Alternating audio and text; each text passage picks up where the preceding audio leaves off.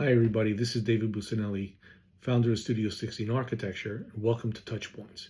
In this video series, I tell the stories of the people and events that shaped my life and career. And we've all had them, the meetings, the new friendships, the new acquaintances, the networking arrangements and events that will shape a life and a career. And when you can look back on it, sometimes decades later, sometimes hours later, you can see the effect on where you are at this moment in time. So this one relates back to the last two, where I told you about how my old friend Rob Rocco and an old employer, Joseph Sobera, and who actually became a client later on, shaped where I'm at right now. The interesting part is that this is the story of a layoff.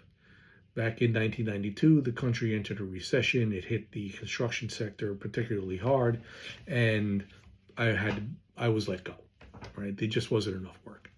Not an unusual circumstance in this business. So when that happened, I immediately got on the phone and started contacting people I know to let them know that I was available. And this is before I knew anything about networking, right? So you just got on the phone and started calling people. This led to me becoming an independent contractor, and I was doing freelance drafting work for a while. And that led me to working for a local design build company, and we were doing handicap accessibility surveys when the ADA had first been implemented back in 1991-92. So we were hired by a bank, and I was sent all over the New York City area and actually all over Florida to measure buildings for handicap compliance. So that ultimately led me to leaving that company and wound up working for Nick Salvadeo again. You remember in earlier videos I discussed when I worked for Nicholas Salvadeo. It was the first full-time architectural job that I had that set me on my path to my career. The interesting thing about it was that once I started working for Nick, I began to take the role very seriously. I was pursuing becoming a licensed architect, and I wanted to get involved more and more in more aspects of the practice. And it got to a certain point where I took it upon myself to begin just reviewing every project in the office. I would just tell my colleagues, just give me a set of blueprints and let me review them. I did this all on my own. I didn't ask Nick if I should do it. If he wanted me to do it, I just did it.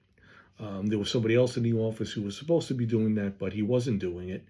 And I felt very, very strongly that Nick's license had to be protected. You know, that's part of your role as a staff member, is to make sure that you're doing your job correctly so the principal doesn't get in trouble. You know, you have to be, everybody has to be protecting the licenses of everybody in the firm. It's a very serious responsibility. So ultimately, Nick decided to retire in early 1996. And he told me this, and he offered me a partnership with the idea that we would become partners briefly, and that he would then retire and I would own the company 100%. So this offer was tendered in April of 1996. And that was the same week that we found out that my wife was pregnant with our first child. So I had been contemplating going out on my own and hanging out my own shingle.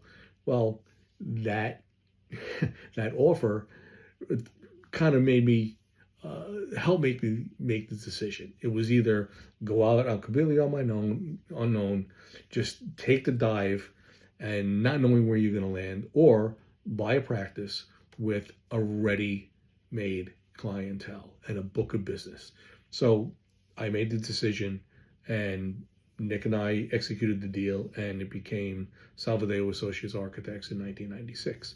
And then shortly after, Nick retired, and I had the practice, and it ran like that until we created Studio 16 Architecture from that. So if I had not been laid off by JLS, I wouldn't own Studio 16 Architecture. I wouldn't be in Asbury Park. and then looking to branch out nationally. So one of the best things to ever happen was to be laid off by Joe Sobero's company. So that's that story. And I'd love to hear about some of your experiences, some of your touch points. Drop them in the comments. Let's have that conversation. Until next week, I'll see you then. The videos drop every Tuesday at 9:30 a.m. on LinkedIn and Instagram, and at 6:30 p.m. on my YouTube channel. Until next week, take care all.